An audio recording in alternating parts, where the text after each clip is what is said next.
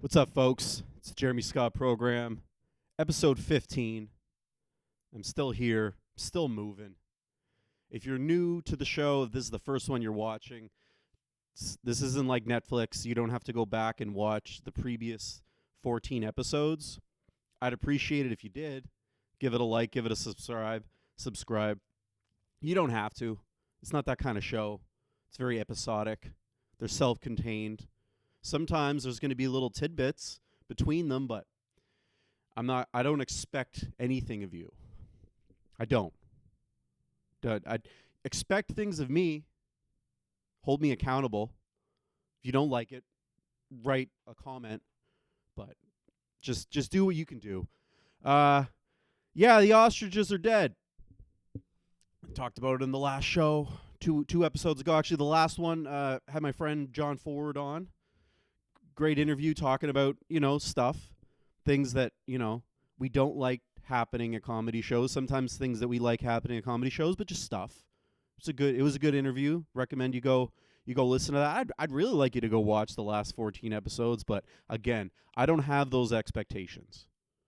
I'm not going to hold you to account. I expect you to hold me to account though. So yeah, the ostriches are dead. It is what it is. I'd take a moment of silence, but that doesn't really work well with the podcasting. I'm not just going to sit here in silence for a couple minutes for the birds. But things are looking up. Not for the ostriches. They're down or on the ground, tarps and blood and stuff. But I'm things are looking up for me. I'm breaking the cycle. I've always had this thing for years, for decades, where the fall would mean the fall of me. The summers would be good, be warm. I'd have a tan, getting lots of vitamin D, positive. But then the fall would come and just stuff would happen, I'd leave a job, or even when I was in school, I'd get kicked out of school, or I'd start failing, or just things would happen. But I'm breaking the cycle now. Things are looking up. I'm doing shows. This podcast is going to keep on going. I got heat in my studio now, so it's not like freezing cold. I did turn the heat off though because it's loud and so it will get cold. But it's warm at the moment. My coffee is hot. So things are looking up. Things are looking up. Even in school, it wasn't always just the fall. There was one year in school I changed a bit. A teacher, a special teacher, not the teacher I talked about in a previous episode, not Mr. Mitchell, my social studies teacher. This teacher, my science teacher, actually really pulled a lot out of me. Didn't pull exactly out of me what I wanted to be pulled out of me, but she pulled a lot out of me. She motivated me. Up to that point, as a student, I was always just striving for a pass. Just going for a pass. And you remember the poster on there, shoot for the moon. I wasn't shooting for the moon. I was just shooting for like the lower upper atmosphere, just getting into space. And if you're just shooting for just a pass, you're going to fail sometimes. But she really motivated me. She brought the man out in me. And what I'm saying is that I really wanted to have sex with my science teacher. And I knew that failing her class wasn't going to get me there. So I worked really hard. I got really good grades. It's actually her exam. I got the best grade in the class. And I remember her like calling me out in there. She's like, Jeremy did the best. She was basically saying it like, oh my God, Jeremy passed and a lot of you didn't. So it was kind of an insult to me, like as if like she didn't expect me to pass. But I'm just sitting there. I'm like, if we can go out after this class, that would be great. I didn't have sex with my science teacher, but I did manifest a passing grade because I envisioned something better for myself. I envisioned myself sleeping with my teacher when I was in grade 9. I got my hair cut. I started wearing better clothes. I would show up to class on time. I would take notes. I would ask questions. I would use my voice. I stopped smoking pot and going to her class. I didn't stop smoking pot, but I stopped for her class because I was manifesting a dream. So I worked hard and I passed that class. It was good. Yeah, so school was not my best thing, but when I was motivated right, I did it. I got out there and put the effort in.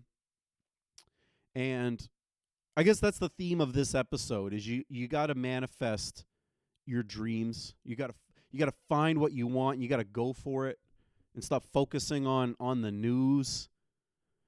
I don't like the news. I avoid all that stuff on Facebook these days when I see stupid stories. Like I saw one the other day talking about how McDonald's is like pricing out the poor. Like poor people can't afford McDonald's, and the article was like framing it up as if it was like a bad thing. Okay. I mean, we're the way it's looking, by 2030 the economically challenged are going to have really good waistlines. They're not going to be as big as they've been, cuz let's be honest, the pattern is food is really expensive and people can't afford it, but everywhere you see people are fat. That's the common thing. Like it's almost like the great unifier of our culture these days. The wealthy are fat, the extremely poor are fat, the middle class, whatever is left of that, they're still pretty big. They're still pretty fat. I'm not maxing out the microphone. I think I'm getting the sound down here. I'm manifesting better audio. I'm manifesting my dreams. And I'm manifesting a good waistline because I'm not eating as much as I used to because food is really expensive. The price of food is really high, but fat people are everywhere. And it's also like you see the comparison of how food prices. It's always the loaf of bread. Like that's the great determining factor is the price of a loaf of bread. But everybody's gluten free. So why are we basing it off of the bread? I see more and more talks about like how beef is expensive, like getting a steak. Used to be like you'd have like $5 or $6, you'd get a cheap steak. $12, you got a good steak. And there's times that I go in there and like a pack of like cheaper steaks, there'll be like 2 of them in there because you want to feed a friend or your kid or whatever, and there would be like $20 or $30 for these 2 like not great cuts of steaks.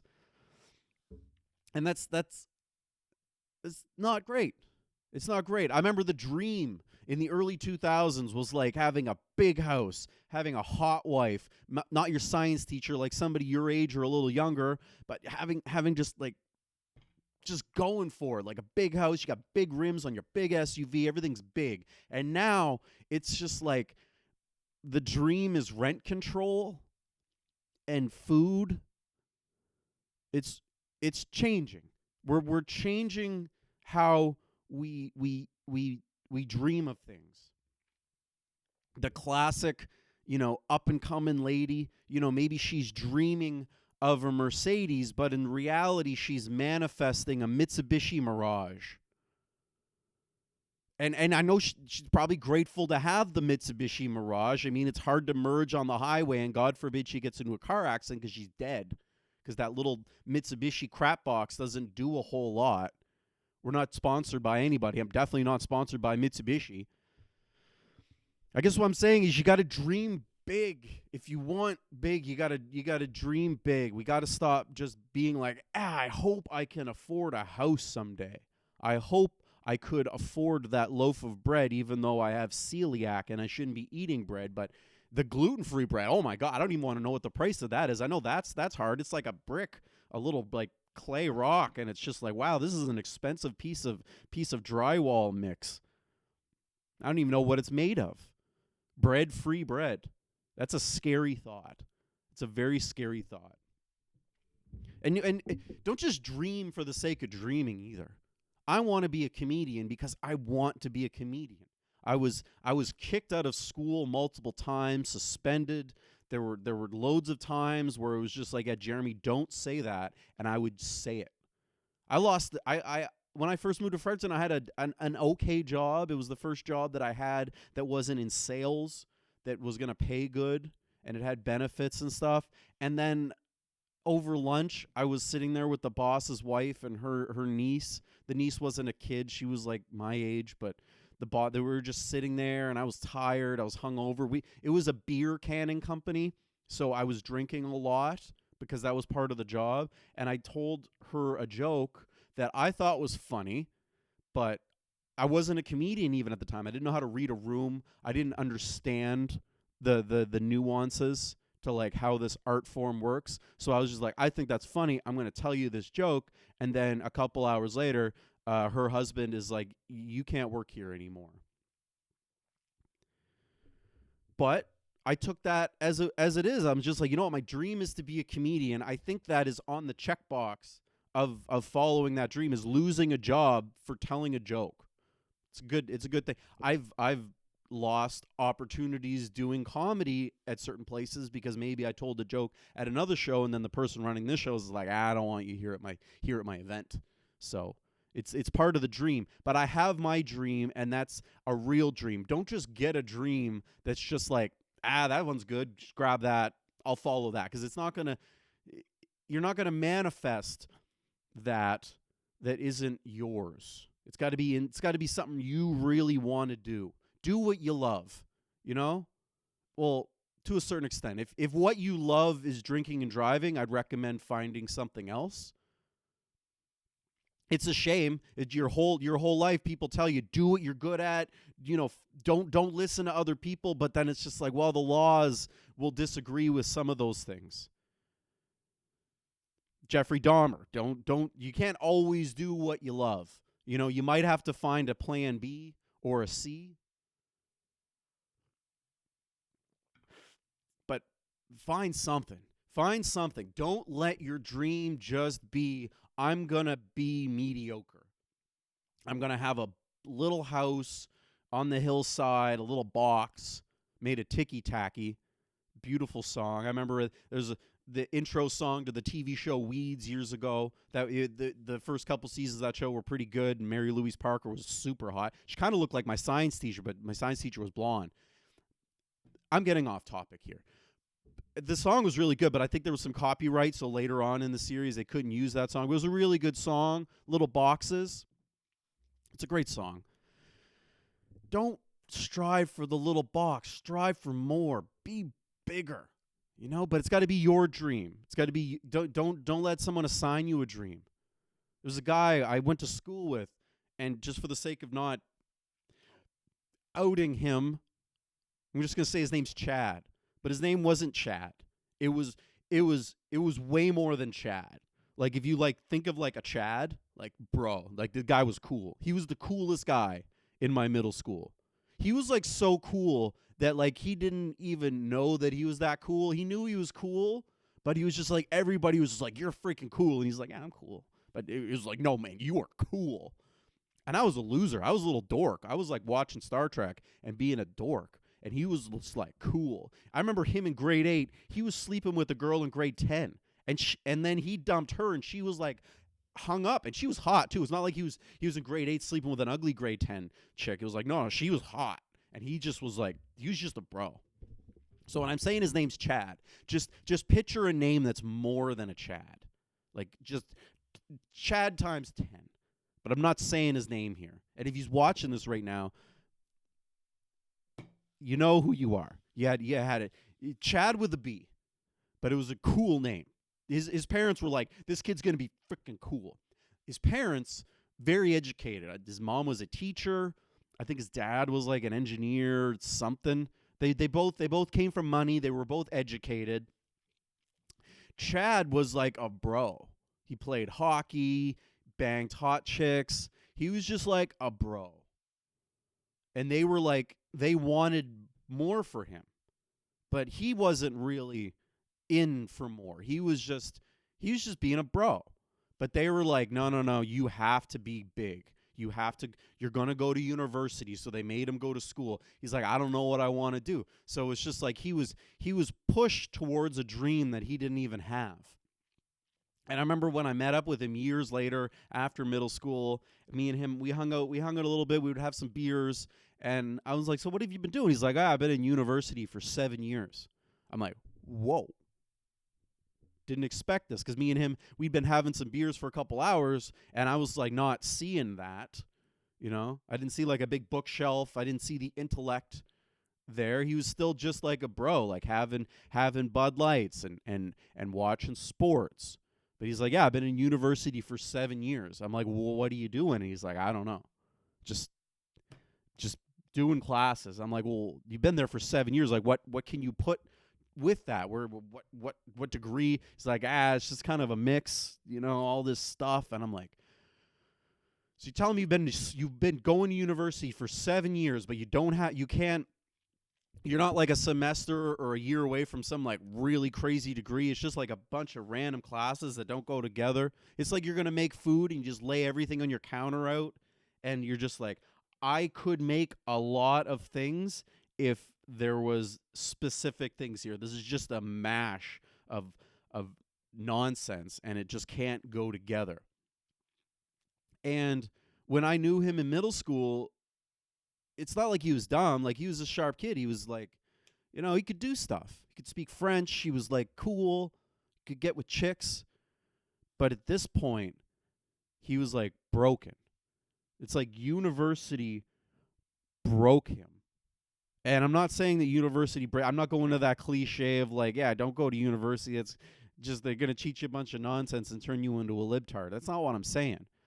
But some people can handle that. Some people, it's just like the max you can do, go to something for a year, I went to community college for a year, got a technical degree in a specialized trade, a skilled trade. That was good for me. Some people, you go to university for 4 years and you go into school with like, I'm going to do this, and you do that. Other people, you go for 8 years, you go another 4 after that, but like you can't just go. You can't just go to university and be there that long because it'll break you. It will break you. I remember he wanted to be a hip-hop guy, and he was like being like, I don't know why I can't say the N-word. And I'm like, well, I could probably give you a few ideas why you can't say the N-word. He's just like, they don't mean anything. And I'm like, oh, some of them mean things. And he's like, no, they're just sound vibrations. I'm like, what? That's when I knew. I was like, university broke you. There was something I was worked up about, something in the news, stupid. I look at it now, I'm like, why was I bothered by the news? What a boomer thing to do, to have like a news story be on the TV or on your phone and then it affect your day. But I was younger then. That was like 10 years ago. But I remember him saying that, being like, well, how do you know that that's true? And I'm sitting there being like, well, I know it's true. And he's just like, well, what is the truth? There's no such thing as truth. And I was just, the stuff that he was saying, a much more intelligent person could probably be like, here's why I'm saying this. But for him, he was just like a broken bro. And it was just coming out like, yeah, words are just sound vibrations and the truth isn't really anything. And I was just like, bro, you need to get back to being a bro.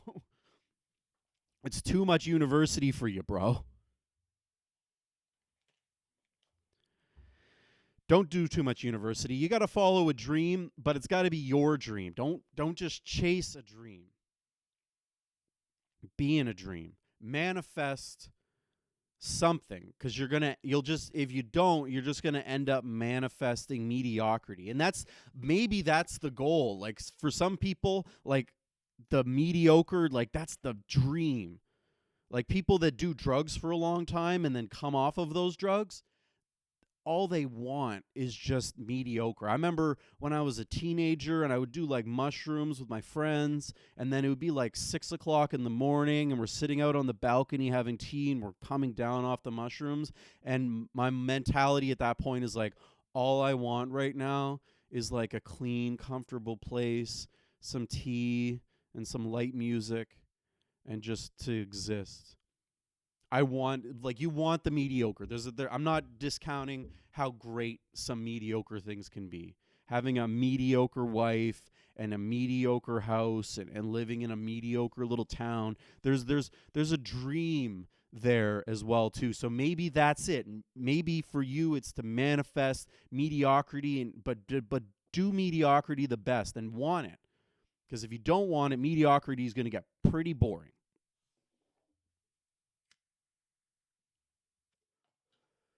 And unfortunately, not every place you can be mediocre. Mediocrity isn't for everybody. You can't be mediocre in New York City. Now, you could, maybe if you're a mediocre Muslim, that's the thing. You can't be mediocre in Toronto.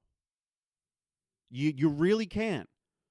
And you gotta take it in your own hands. You can't leave it in the hands of politicians. Because unfortunately, if you live in Toronto right now, your life is in the hands of Yoko Ono. And no offense to Yoko, actually. I think Yoko would probably do a little better. She had John Lennon come inside of her, I think. I don't know. I wasn't there. But the Toronto mayor is crazy. This is nuts. There are people that are literally like, can we have the crack smoking fat guy back? Instead of whatever is going on there. I'm not even getting into the politics of this. I don't know. She just seems unhinged. She seems like a girl that you're like, don't give her any more wine. She's like Yoko Ono's like little sister that John accidentally left some acid on something and she took it and she's just trying to be normal. But she's really hard. She gets her makeup on. She's just like, all right, let's dance. It's hard to live in Toronto. It's hard to live in Toronto and be mediocre. If you're living in Toronto, you got to manifest some manhood, and manifesting manhood isn't believing in politicians. We got to just stop believing in politicians. They are not here for you. It is embarrassing. It is absolutely embarrassing. I work in people's houses every day, Monday to Friday, and I can always tell how it's going to be if I walk in and they're like boomers or Gen Xers and they're watching the news. I love it when I walk in and there's like retired people and they're watching game shows and they're just sitting there on their iPads scrolling, watching nonsense. Because I know that it's just going to be, this is going to be some lighthearted conversations while I fix your heat pump. It's going to be fun.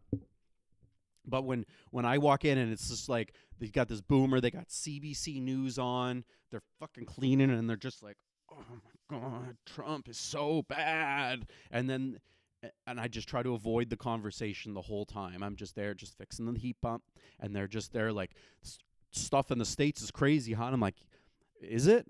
I just play like I don't even know. Like I don't even know what's going on down there. Oh, yeah, the president guy, huh? Yeah. Huh. Funny how those things work, eh? And they're so worked up, and I'm sitting there being like, you have a house. You have a home. You have a nice home. You're cleaning. You have food in the fridge. It smells like you were cooking, and you're upset about Donald Trump? How fortunate is it in this day and age that Donald Trump is the worst thing that has ever happened? How fortunate for you that you turn the news on and you even have cable. Like you have cable, you have TV, you have the time to sit there and watch it. I like playing video games. I barely play video games. There's times that I'll turn a video game on and I'll get a little into it and then I'll be like, I really should be doing things with my life right now. I have shows I need to make social medias for. Dylan, if you're watching this right now, I'm literally finishing filming this episode and I'm going to get on making the TikToks and the stuff for the show. It's like there are so many things to get done. And if you're retired, you definitely have a little bit more time, but do like retired stuff. I don't know, go have coffee with your friends. Go do things. Why are you watching the news?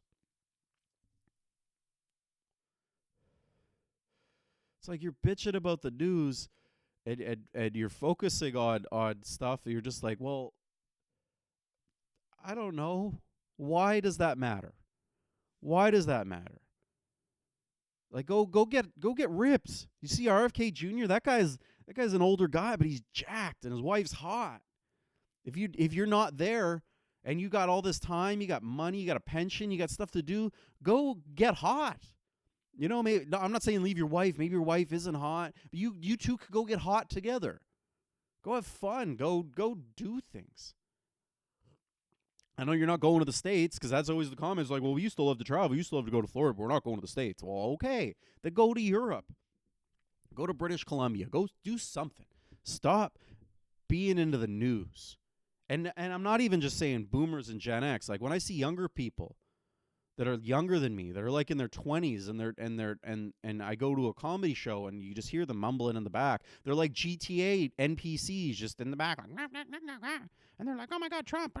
It's just like, get a life, caring about politics, and this is coming from a guy who really invested too many years of my life giving a crap about politics. Focusing on politics and making that your identity is the most unfuckable quality that you can have. Nothing turns a girl on about being pissed about Trump. And believe me, I see it. I see guys that I know that they don't care about politics. They're not actually informed. You know, they're not even like there's being informed, and people there's a spectrum of people who think that they're informed. There's people that turn on the news and they think they're informed. There's the middle ground where people are like, I think the news is lying about some things. But I know the real story, and they think that they're informed. And then there's the informed. And you don't want to be there. You don't want to be there. Because being informed doesn't make you any friends either. It really doesn't make you any friends. Because all these other people, they think they're informed. But when you're really informed, these people are fucking idiots. They're the dumbest morons, especially when they're over on this spectrum.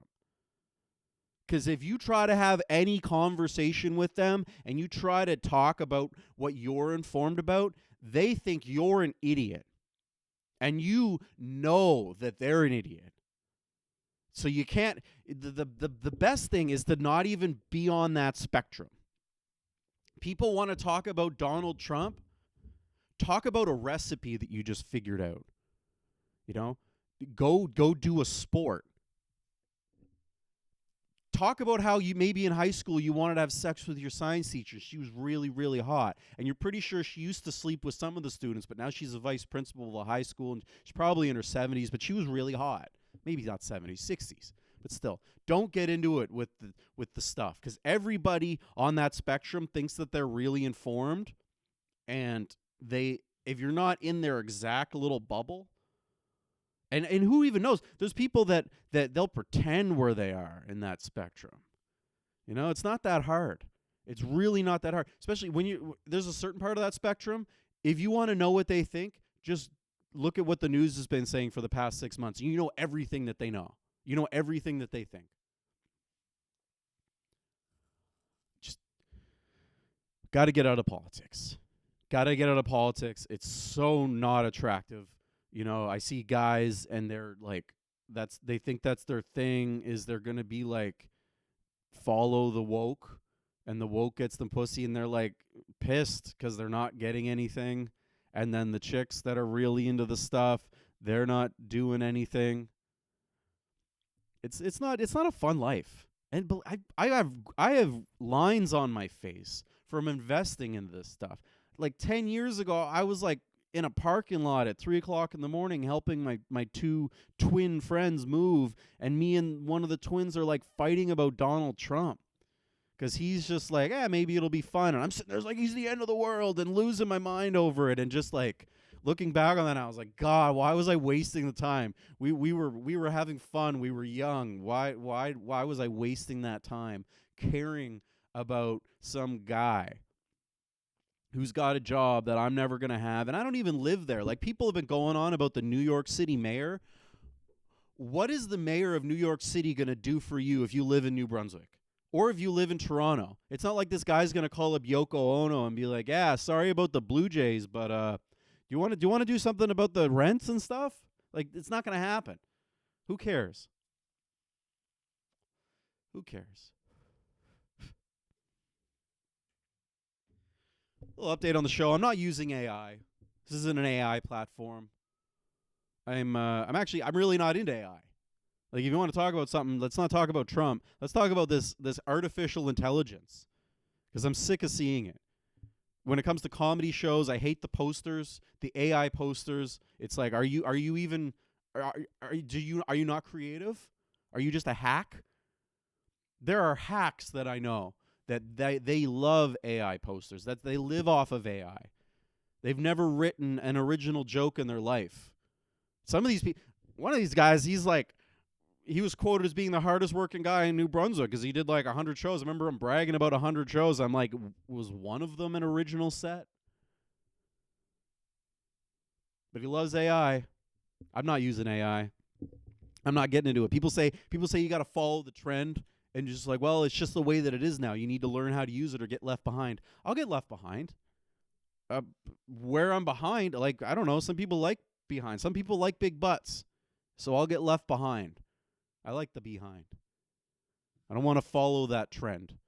I've never followed trends. I've always just kind of operated on my own thing. I don't let the media or the world tell me if I should or shouldn't like something. Like 2 months ago, I just watched The Godfather for the first time, part 1 and 2. I haven't watched part 3 yet. I've heard it's not as good, but I'm not going to be told when to watch something, when or not. So, like, I watched The Sopranos in 2017 because I'd watched half of it through like reels and videos. I'm like, I might as well just watch the show. I know what happens to Jackie Jr., so I might as well just watch it. And it was great. Watched it 3 times. I just watched The Godfather. And I'm not saying that I don't always follow trends. I've always liked Grand Theft Auto. I always played Grand Theft Auto. For years, I always got them when they came out. I didn't really get into Grand Theft Auto 3, but Vice City, San Andreas, Grand Theft Auto 4, Grand Theft Auto 5. I didn't play the little side games, but I loved the arc of that, and I might get Grand Theft Auto 6. I don't know. It'll come out someday. This show is going to be huge when it comes out. I'll probably be able to afford a PlayStation by then. One of them, which ended up becoming like my favorite game, was the Red Dead Redemption series. And I didn't even get into it because the hype was around it. Like, it came out in like October, November of 2018. And I didn't give a rat's ass about it. But it was like around December of 2018, happenstance, just chance, my car didn't start. I couldn't get to work in the morning, so I had to call a cab. And this cabbie changed my life. His car pulled up. It was snowing out. It was really snowing. It was like a snowstorm. My car was buried, and the car wouldn't start. And it was like, okay, I'll call a cab. So he shows up, and I get in. I get in the front seat because I'm not going to get in the back. I'm not that important. I get in the front seat. And I get in the car. I look over, and he looks over, and I'm not exaggerating at all. He looked like, I don't know which one it is, Cheech and Chong. The less Mexican looking one. He looked like a stoned Santa Claus. And when I say a stoned Santa Claus, I mean like he must have shaved the beard at some point, and the new one coming in has like tar stains on it. His eyes were just bloodshot red. Just glazed beyond belief. I didn't feel unsafe at all. I got in and I'm just like, I didn't see any dents on the car. I was like, if anything, he's going to be really focused on the driving. But he was stoned out of his tree. And I get in. He's like, where are you going? I told him where I was going to my work. And then he puts it in reverse. And instead of like letting off the brake to start backing out of the driveway, he just clicks in reverse and he looks over me and is just like, you play Red Dead 2? No, I haven't.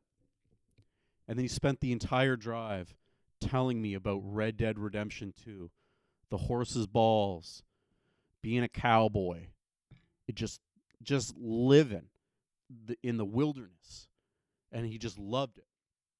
And I wasn't really sold on it. I was like, wow, that sounds really good. That sounds like a Rockstar game, you know? And I liked country movies. As a kid, I watched like a bunch of John Wayne movies with my dad. I kind of like when I was a little kid, I loved the idea of being a cowboy. It was really cool. But I wasn't like sold on the game. But I remember when I got to work, I got out of the car, I walked in, and I said to my boss, I was just like, man, just had the weirdest cab drive.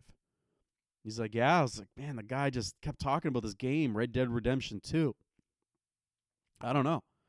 And then the guy that I worked with, he was like, yeah, no, the game's supposed to be really good. I'm like, oh, okay, maybe I'll check it out, but I'm not really into video games at that point. I was focused on working my job, which I ended up having a mental crisis About a week and a half later. Now, I'd been having this mental crisis. It had been building up, spending too much time focusing on politics. This is 2018, just focusing on the end of the world and the change of the climates and all the stuffs, and the ex-girlfriend in the custody and all the stuff, and it was just overwhelming. And then I was having anxiety attacks all the time. Things weren't looking good. So like a week and a half later, I just couldn't do it anymore. I walked into my boss's office and said, "Man, I need to take like a couple weeks and just figure this out. I got to get myself back on track." And I intentionally I deleted my Facebook. I just checked out of the world, and I spent a whole month just existing. And then it turned out that they assumed that I was never going to come back. So a month later, I came back healthier, ready to go, just ready to get back into the day-to-day. And they hired somebody else. They gave them my desk. They were like, "We legally can't let you go because you'd got a doctor's note saying that you were having a thing, so you needed the time off." And I'd been there long enough that I was allowed to do that. So they didn't fire me, but when I came back, like, I didn't have a desk. I didn't have a phone. I didn't have a computer. You needed that for the job. I was selling cars. I needed to be able to access the system. I needed to be able to do that. So basically they're just like, "Well, there's a chair in that corner, so you can sit there." So I did that for about a day. Spent the time cleaning off cars, had a lot of passive-aggressive comments from my other sales guys. Hey, did you enjoy your vacation? And I'm like, "Oh, I'm healthier. Thank you for being concerned." There's a couple guys there that actually knew that I was going through stuff, and they were just like, "Man, I hope you're doing better." I'm like, "Yeah, no, I'm ready. I'm ready to get back at it. I'm ready to be myself. Ready to be in it." But anyways, so day and a half went by, and it seemed very clear that like, oh, they don't want me here. There's no job for me here. They're not getting me a desk. One of the guys told me to go fuck myself. So I left. And fortunately how that worked out, I still qualified for EI, because it's not just like an official firing, but a company, if they just kind of like soft fire you, still counts. So I ended up getting EI. And I got EI, and then I went out and bought Red Dead Redemption 2. And I played that game a lot for about 3 months. No Facebook, no nothing, just making stews. I really got into it. It was the middle of the winter. It's cold. I'm making stews, riding my fat bike, just being a cowboy. Just living, a modern day cowboy, just living in my little shack, making stews, playing Red Dead 2. And I wasn't playing Red Dead 2 because the media or the hype around it was like, you should play Red Dead 2. It was because Stoned Santa Claus was like, "Have you thought of this game?" And I'm like, "No." And then I checked out the trailer, and I made the decision myself, where I was just like, you know what, that might be a good game to get back into gaming. Another origin story of Jeremy Scott, because that's really it. That's really it. The guy that I am now is not who I was 10 years ago. 10 years ago, I thought Bernie Sanders was going to save me. I thought Hillary Clinton was a demon. I still do. I still think she's a demon, but she's not like a literal demon. She's just not a good person. You know? So I was never in for Trump, but I was like really not in for her. And like the last election, when everybody's like, "Oh, it's Kamala or Trump," I'm just like, Kamala's not really a good choice. She sounds like she's drunk at 11 a.m. in the morning. Like Scott's drunk, just like, it's not good. It's not good. Politics, it won't save you. If politics is your life, you're going to manifest misery. Maybe there's a chance. Maybe there's a chance you push the politics out, you can manifest mediocrity. Maybe if you really find something you're passionate about, you can manifest the dream. I'm manifesting a dream. The garage is getting cold. We're in the winter now. It's going to be Christmas time soon. I'm going to have a Christmas special here. I'm going to bring a bunch of my friends. We're going to have a big holiday special. This whole studio is I have to redecorate. It's going to happen soon. There's a few other interviews I have planned. I have some special guests. They're busy people, so it's been hard to get them in here. So that's why my upload schedule has been pretty slack, because I'm kind of always trying to work something out to get some of these people here, and it doesn't happen. I'm like, okay, I got to do an episode. You know, I was lucky that my last episode, a friend of mine, John Ford, he was here doing a show at the local comedy club in Fredericton. I'm like, hey, do you want to come by and do my pod while you're here? He's like, yeah, sure. So we sat around and talked about some stuff. Maybe check that out. Check out some of the older episodes. A big one that I recommend is episode 3, I Am Jeremy Scott. There's a lot of the interviews have been good. I never wanted to be like an interviewer, but the interviews have went really well. But the show is definitely what you're seeing right now. It's these solo episodes where I let it out. I let it out. You guys were great. Like and share. Tell your friends. Keep watching. I appreciate you. I love you. Have a good day. Enjoy the rain.